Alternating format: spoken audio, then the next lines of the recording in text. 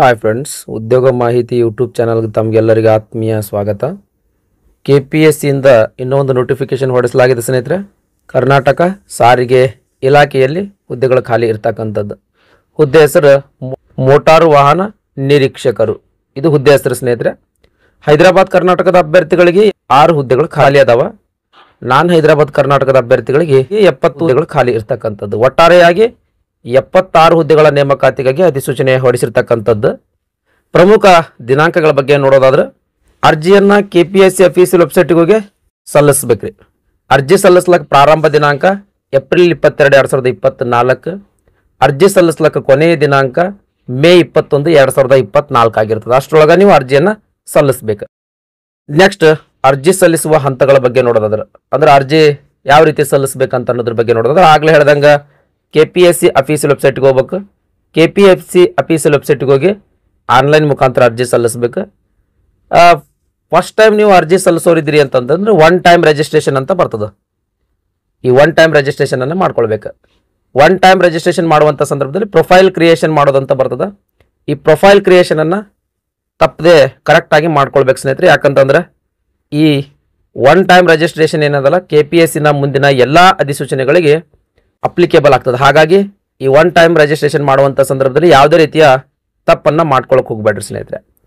ಈ one time registration ಆಗಲಿ ಅಥವಾ ಯಾವ ರೀತಿ ಅರ್ಜಿ ಸಲ್ಲಿಸಬೇಕಂತ ಅನ್ನೋದ್ರ ಬಗ್ಗೆ ಈಗಾಗಲೇ ನಾನು ಕಮರ್ಷಿಯಲ್ ಟ್ಯಾಕ್ಸ್ ಇನ್ಸ್ಪೆಕ್ಟರ್ ಆಗಿರ್ಬೋದು, ಅದೇ ರೀತಿ KS ಗೆಜೆಟೆಡ್ ಪ್ರೊಬೆಷನರಿ ಏನು ಕರೆದಾರಲ್ಲ, ಈ KS ಹುದ್ದೆಗಳಿಗೆ ಯಾವ ರೀತಿ ಅರ್ಜಿಯನ್ನು ಸಲ್ಲಿಸಬೇಕಂತ ಅನ್ನೋದ್ರ ಬಗ್ಗೆ ಸ್ಟೆಪ್ ಬೈ ಸ್ಟೆಪ್ ಮಾಹಿತಿಯನ್ನೊಳಗೊಂಡಂಥ ವಿಡಿಯೋ ಈಗಾಗಲೇ ಅಪ್ಲೋಡ್ ಮಾಡಿದ್ದೀನಿ.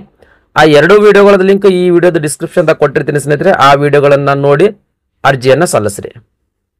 ನೆಕ್ಸ್ಟ್, ಅರ್ಜಿ ಶುಲ್ಕ. ಅಂದ್ರೆ ಈ ಹುದ್ದೆಗಳಿಗೆ ಅರ್ಜಿ ಸಲ್ಲಿಸಬೇಕಾದ್ರೆ ಅಪ್ಲಿಕೇಶನ್ ಫೀಸ್ ಎಷ್ಟಿರ್ತದ ಅಂತ ಅನ್ನೋದ್ರ ಬಗ್ಗೆ ನೋಡೋದಾದ್ರೆ, ಸಾಮಾನ್ಯ ವರ್ಗದ ಅಭ್ಯರ್ಥಿಗಳಿಗೆ 600 ರೂಪಾಯಿ ಅರ್ಜಿ ಶುಲ್ಕ ಇರ್ತದೆ. ಕ್ಯಾಟಗರಿ 2A, 2B, 3A, 3Bಗೆ ಸೇರಿದ ಅಭ್ಯರ್ಥಿಗಳಿಗೆ 300 ರೂಪಾಯಿ ಅರ್ಜಿ ಶುಲ್ಕ. ಮಾಜಿ ಸೈನಿಕ ಅಭ್ಯರ್ಥಿಗಳಿಗೆ 50 ರೂಪಾಯಿ ಅರ್ಜಿ ಶುಲ್ಕ. ಪರಿಶಿಷ್ಟ ಜಾತಿ, ಪರಿಶಿಷ್ಟ ಪಂಗಡ, ಪ್ರವರ್ಗ 1 ಮತ್ತು ಅಂಗವಿಕಲ ಅಭ್ಯರ್ಥಿಗಳಿಗೆ ಯಾವುದೇ ರೀತಿಯ ಅರ್ಜಿ ಶುಲ್ಕ ಇರಂಗಿಲ್ಲ ಸ್ನೇಹಿತರೆ.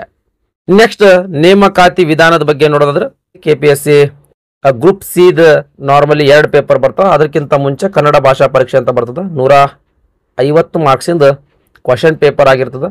ಇದರೊಳಗೆ ಕಡ್ಡಾಯವಾಗಿ ನೀವು ಪಾಸ್ ಮಾಡಲೇಬೇಕು. ಪಾಸ್ ಮಾಡಬೇಕಾಗಿತ್ತು ಅಂತಂದ್ರೆ 50 ಅಂಕಗಳು ತಗೊಳ್ಬೇಕು ನೀವು.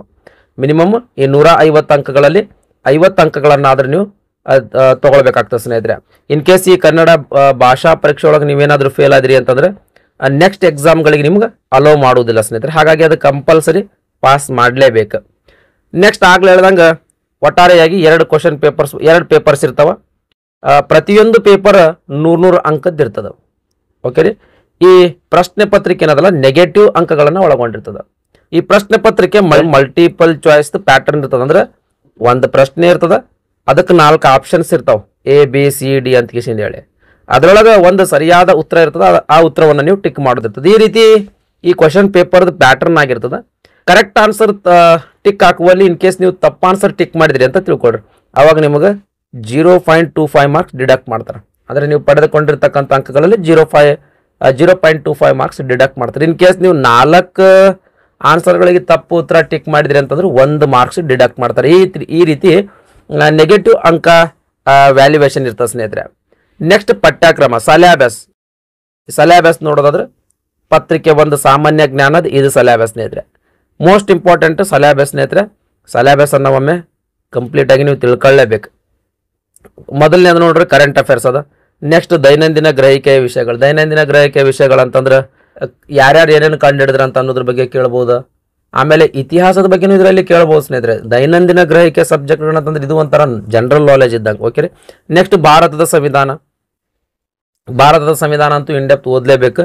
KPSC ಅವ್ರು ಯಾವಾಗಲೂ ಮಿನಿಮಮ್ 10 ರಿಂದ 12 ಮಾರ್ಕ್ಸ್ ಕೇಳ್ತಾರೆ. ನೆಕ್ಸ್ಟ್, ಕರ್ನಾಟಕಕ್ಕೆ ಸಂಬಂಧಿಸಿದ ಭಾರತದ ಇತಿಹಾಸ. ಇಲ್ಲಿ ನೋಡ್ರಿ, ಕರ್ನಾಟಕದ ಇತಿಹಾಸ ಭಾಳ ಹೊತ್ತು ಕೊಟ್ಟು ಓದ್ಬೇಕು ನೀವು. ಹಂಗಂತಗಿಸಿಂದೇಳಿ ಭಾರತದ ಇತಿಹಾಸದ ಮೇಲೆ ಪ್ರಶ್ನೆ ಕೇಳೋದಿಲ್ಲೇನ್ರಿ ಅಂತ ಹಂಗೇನಿಲ್ಲ. ಭಾರತದ ಇತಿಹಾಸಕ್ಕೆ ಸಂಬಂಧಪಟ್ಟಂಗೂ ಪ್ರಶ್ನೆಯನ್ನ ಕೇಳಲಾಗ್ತದೆ, ಬಟ್ ಭಾಳ ಕಡಿಮೆ ಪ್ರಶ್ನೆ ಕೇಳ್ತದೆ. ಬಟ್ ಕರ್ನಾಟಕಕ್ಕೆ ಸಂಬಂಧಪಟ್ಟಂಥ ಪ್ರಶ್ನೆಗಳು ಭಾಳ ಬರ್ತಾವೆ. ಹಾಗಾಗಿ ಕರ್ನಾಟಕದ ಇತಿಹಾಸಕ್ಕೆ ನೀವು ಭಾಳ ಒತ್ತು ಕೊಡಬೇಕಾಗ್ತದೆ. ಕರ್ನಾಟಕ ಇತಿಹಾಸ ಅಂತಂದ್ರೆ ಏನು ಓದಬೇಕಂತ ಅನ್ನೋದ್ರ ಬಗ್ಗೆ ಯಾವುದಾದ್ರೂ ಒಂದು ಇನ್ ಡೆಪ್ತ್ ಸಲ್ಯಾಬಸ್ ವಿಡಿಯೋ ನೋಡ್ರಿ ಸ್ನೇಹಿತರೆ. ಅಲ್ಲಿ ನೀವು ನಮ್ದು ಕದಂಬರ ಆಗಿರ್ಬೋದು, ಹೊಯ್ಸಳರ ಆಗಿರ್ಬೋದು, ಶಾತವನ ಆಗಿರ್ಬೋದು, ಈ ರೀತಿ ಮನೆತನಗಳು ಬರ್ತಾವೆ. ನಮ್ಮ ಕರ್ನಾಟಕವನ್ನು ಆಳಿದಂಥ ಮನೆತನಗಳು ಬರ್ತಾವೆ. ಆ ಮನೆತನಗಳ ಬಗ್ಗೆ ಕಂಪ್ಲೀಟ್ ಆಗಿ ನೀವು ಓದ್ಕೊಳ್ಬೇಕಾಗ್ತದೆ. ಅದು ಬಿಟ್ಟರೆ ನೆಕ್ಸ್ಟ್ ಭಾರತದ ಭೂಗೋಳಶಾಸ್ತ್ರ, ಭಾರತದ ಭೂಗೋಳ ವಿಷಯಗಳು. ಇದನ್ನು ನೋಡ್ರಿ ಸ್ನೇಹಿತರೆ, ಕರ್ನಾಟಕಕ್ಕೆ ಸಂಬಂಧಿಸಿದ ಅಂತ ಹೇಳ್ಯಾರ. ಹಾಗಾಗಿ ಕರ್ನಾಟಕದ ಭೂಗೋಳಶಾಸ್ತ್ರವನ್ನು ನೀವು ಕಂಪ್ಲೀಟ್ ಆಗಿ ಮೊದಲು ನೀಟಾಗಿ ಓದ್ಕೊಳ್ಬೇಕಾಗ್ತದೆ. ನೀವು ಕರ್ನಾಟಕದ ಭೂಗೋಳಶಾಸ್ತ್ರ ಓದಿದ ಮೇಲೆ ನೆಕ್ಸ್ಟ್ ಭಾರತದ ಭೂಗೋಳಶಾಸ್ತ್ರ ಓದ್ಕೊಳ್ರಿ. ಇದಾದ್ಮೇಲೆ ರಾಜ್ಯ ಮತ್ತು ಪ್ರಾದೇಶಿಕ ಆಡಳಿತದ ಕುರಿತ ವಿಷಯಗಳಾಗಿರ್ಬೋದು. ನೆಕ್ಸ್ಟ್ ಗ್ರಾಮೀಣಾಭಿವೃದ್ಧಿ ಪಂಚಾಯತ್ ರಾಜ್ ಸಂಸ್ಥೆಗಳು, ಯಾರು PDO ಪ್ರಿಪೇರ್ ಮಾಡಿರ್ತಿರಲ್ಲ ಅದನ್ನ ನಿಮ್ಗೆ ಗೊತ್ತಿರ್ತದೆ. ಗ್ರಾಮೀಣ ಪಂಚಾಯತ್ ರಾಜ್ ಸಂಸ್ಥೆಗಳ ಬಗ್ಗೆ ಅದನ್ನು ಓದ್ಕೊಳ್ಬೇಕಾಗ್ತದೆ. ನೆಕ್ಸ್ಟ್ ಗ್ರಾಮೀಣ ಸಹಕಾರ ಸಂಸ್ಥೆಗಳಿಗೆ ಸಂಬಂಧಿಸಿದ ಉಪಕ್ರಮಗಳನ್ನು ಒಳಗೊಂಡಿರ್ತಕ್ಕಂಥ ಕರ್ನಾಟಕದ ಆರ್ಥಿಕತೆ 2023-24 ರೀ, 2023-24 ಕರ್ನಾಟಕ ಆರ್ಥಿಕತೆಯ ಬಗ್ಗೆ ಓದ್ಕೊಡ್ರಿ ಸ್ನೇಹಿತರೆ. ನೆಕ್ಸ್ಟ್ ಕರ್ನಾಟಕ ಪರಿಸರ ಸಂಬಂಧಿ ಸಮಸ್ಯೆಗಳು ಮತ್ತು ಅಭಿವೃದ್ಧಿ ಕುರಿತು ವಿಷಯಗಳು. ಇದೇ ಪ್ಯಾಟರ್ನ್ ಇರುತ್ತೆ ಸರ್. ಗ್ರೂಪ್ C ಎಕ್ಸಾಮ್ಗಳಿಗೆ ಸೇಮ್ ಸಿಲೆಬಸ್, ಏನು ಚೇಂಜಸ್ ಸಿಲೆಬಸ್ ಇರುವುದಿಲ್ಲ. ನೆಕ್ಸ್ಟ್ ಪೇಪರ್ 2 ಕೂಡ 100 ಮಾರ್ಕ್ಸಿಂದ ಎಕ್ಸಾಮ್ ಇರ್ತದೆ, ಕ್ವಶನ್ ಪೇಪರ್ ಆಗಿರ್ತದೆ. ಬಟ್ 2 ತಾಸು ಸಮಯಾವಕಾಶ ಇರ್ತದೆ. ಇಲ್ಲಿ 3 ವಿಷಯಗಳು ಸ್ನೇಹಿತರೆ, ಸಾಮಾನ್ಯ ಕನ್ನಡ, ಸಾಮಾನ್ಯ ಇಂಗ್ಲಿಷ್, ಕಂಪ್ಯೂಟರ್ ಜ್ಞಾನ. ಈ 3 ವಿಷಯನೊಳಗೊಂಡಿರ್ತಕ್ಕಂಥದ್ದು 100 ಮಾರ್ಕ್ಸಿಂದ ಕ್ವಶನ್ ಪೇಪರ್ ಆಗಿರ್ತದೆ. ಓಕೆ ರೀ. ಆಮೇಲೆ ಪ್ರಶ್ನೆ ಪತ್ರಿಕೆ ಕನ್ನಡ ಮತ್ತು ಇಂಗ್ಲಿಷ್ ಭಾಷೆಯೊಳಗಿರ್ತದೆ. ಓಕೆ ರೀ. ಇದಿಷ್ಟು ನೇಮಕಾತಿ ವಿಧಾನದ ಬಗ್ಗೆ ಮಾಹಿತಿ ಆಗಿತ್ತು. ನೆಕ್ಸ್ಟ್ ಶೈಕ್ಷಣಿಕ ವಿದ್ಯಾರ್ಥಿ ಬಗ್ಗೆ ನೋಡೋಣ ಸ್ನೇಹಿತರೆ. ಅಂದ್ರೆ ಏನು ಓದಿದವರು ಅರ್ಜಿಯನ್ನು ಸಲ್ಲಿಸಬಹುದು ಅಂತ ಅನ್ನೋದ್ರ ಬಗ್ಗೆ ನೋಡೋಣ. ಅದಕ್ಕಿಂತ ಮುಂಚೆ ಇನ್ ಡೀಟೇಲ್ ಆಗಿ ಈ ಹುದ್ದೆಗಳ ಬಗ್ಗೆ ನೋಡ್ಕೊಂಡ್ಬಿಡಣ್ರಿ. ಸಾರಿಗೆ ಇಲಾಖೆಯಲ್ಲಿ ಹುದ್ದೆಗಳು ಖಾಲಿ ಇರ್ತಕ್ಕಂಥದ್ದು. ಒಟ್ಟು ಹುದ್ದೆಗಳ ಸಂಖ್ಯೆ ಎಷ್ಟ್ರಿ? 76 ಹುದ್ದೆಗಳು. ಹೈದರಾಬಾದ್ ಕರ್ನಾಟಕದ ಅಭ್ಯರ್ಥಿಗಳಿಗೆ 6 ಹುದ್ದೆಗಳು, ನಾನ್ ಹೈದರಾಬಾದ್ ಕರ್ನಾಟಕದ ಅಭ್ಯರ್ಥಿಗಳಿಗೆ 70 ಹುದ್ದೆಗಳು ಮೀಸಲಿರ್ತಕ್ಕಂಥದ್ದು. ಹುದ್ದೆ ಹೆಸರು ನೋಡೋದಾದ್ರೆ ಮೋಟಾರು ವಾಹನ ನಿರೀಕ್ಷಕರು ಅಂತ ಹುದ್ದೆ ಹೆಸರು. ಈ ಮೋಟಾರು ವಾಹನ ನಿರೀಕ್ಷಕರ ಹುದ್ದೆಗೆ ಪೇಮೆಂಟ್ ಎಷ್ಟು ಇರ್ತದ ಅಂತ ಅನ್ನೋದ್ರ ಬಗ್ಗೆ ನೋಡಿದ್ರೆ ಪ್ರತಿ ತಿಂಗಳಿಗೆ 33,450 ರೂಪಾಯಿ ಪೇಮೆಂಟ್ ಆಗಿರ್ತದೆ ಸ್ನೇಹಿತರೆ. ಈ ಮೋಟಾರು ವಾಹನ ನಿರೀಕ್ಷಕರ ಹುದ್ದೆಗಳಿಗೆ ಅರ್ಜಿ ಸಲ್ಲಿಸಬೇಕಾಗಿತ್ತಂದ್ರೆ ಎಜುಕೇಶನ್ ಕ್ವಾಲಿಫಿಕೇಶನ್ ಏನಾಗಿರ್ಬೇಕಂತ ಅನ್ನೋದ್ರ ಬಗ್ಗೆ ನೋಡೋದಾದ್ರೆ ಡಿಪ್ಲೊಮಾದೊಳಗೆ ಆಟೋಮೊಬೈಲ್ ಎಂಜಿನಿಯರಿಂಗ್ ಪಾಸ್ ಮಾಡಿರ್ಬೇಕು, ಇಲ್ಲ ಅಂದ್ರೆ ಡಿಪ್ಲೊಮಾದೊಳಗೆ ಮೆಕ್ಯಾನಿಕಲ್ ಎಂಜಿನಿಯರಿಂಗ್ ಪಾಸ್ ಮಾಡಿರ್ಬೇಕು. ಈ ಡಿಪ್ಲೊಮಾದಲ್ಲಿನ ಆಟೋಮೊಬೈಲ್ ಎಂಜಿನಿಯರಿಂಗ್ ಅಥವಾ ಮೆಕ್ಯಾನಿಕಲ್ ಎಂಜಿನಿಯರಿಂಗ್ ಪಾಸ್ ಮಾಡಿರಲಿಲ್ಲ ಅಂತಂದ್ರೆ BE ಒಳಗೆ ಆಟೋಮೊಬೈಲ್ ಎಂಜಿನಿಯರಿಂಗ್ ಆಗಿರ್ಬೋದು ಅಥವಾ BEಯಲ್ಲಿ ಮೆಕ್ಯಾನಿಕಲ್ ಎಂಜಿನಿಯರಿಂಗ್ ಆಗಿರ್ಬೋದು, ನೀವು ಪಾಸ್ ಮಾಡಿರ್ಬೇಕಾಗ್ತದೆ. ಇನ್ ಕೇಸ್ ನಿಮ್ದು ಡಿಪ್ಲೊಮಾನು ಮುಗುದಿಲ್ಲ, BEನು ಮುಗುದಿಲ್ಲ ಅಂತ ತಿಳ್ಕೊಡ್ರಿ. BTech ನಲ್ಲಿ ಆಟೋಮೊಬೈಲ್ ಎಂಜಿನಿಯರಿಂಗ್ ಆಗಿರ್ಬೋದು, BTech ನಲ್ಲಿ ಮೆಕ್ಯಾನಿಕಲ್ ಎಂಜಿನಿಯರಿಂಗ್ ಆಗಿರ್ಬೋದು. ಇವೆರಡರೊಳಗೆ ಯಾವ್ದಾದ್ರು ಒಂದು ಕೋರ್ಸ್ ನೀವು ಪಾಸ್ ಮಾಡಿದ್ರಿ ಅಂತಂದ್ರೂ ಕೂಡ ಅರ್ಜಿಯನ್ನ ಸಲ್ಲಿಸಬಹುದು. ಇದರ ಜೊತೆಗೆ ಮೋಸ್ಟ್ ಇಂಪಾರ್ಟೆಂಟ್, ಇದರ ಜೊತೆಗೆ ನೀವು ಕ್ವಾಲಿಫಿಕೇಶನ್ ಮುಗಿಸಿದ ಮೇಲೆ ಡ್ರೈವಿಂಗ್ ಲೈಸೆನ್ಸ್ ಹೊಂದಿರ್ಬೇಕು. ನೀವು ಡ್ರೈವಿಂಗ್ ಲೈಸೆನ್ಸ್ ಹೊಂದಿರ್ಬೇಕು. ಈ ಮೋಟರ್ ಸೈಕಲ್ ವಿತ್ ಗೇರ್ ಏನದಲ್ಲ, ವಿತ್ ಗೇರ್ದ ಲೈಟ್ ಮೋಟರ್ ವೆಹಿಕಲ್ ಲೈಸೆನ್ಸ್ ಅನ್ನ ಹೊಂದಿರ್ಬೇಕು ನೀವು. Next physical standards.